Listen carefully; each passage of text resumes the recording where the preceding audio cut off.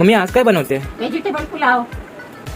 थोडंसं तेल टाकूया, 1 चमचा तूप, तेजपत्ता,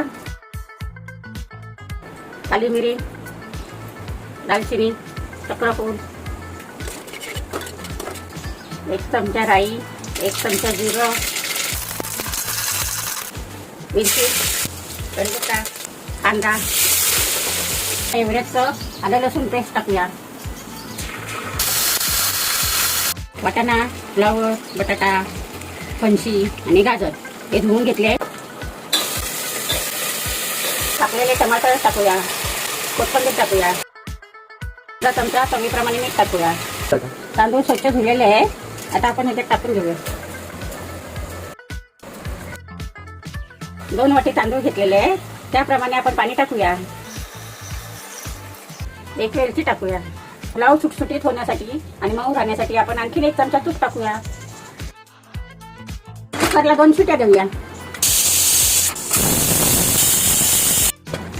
आपला व्हेजिटेबल पुलाव तयार आहे. आता आपण बाउलमध्ये काढून घेऊया.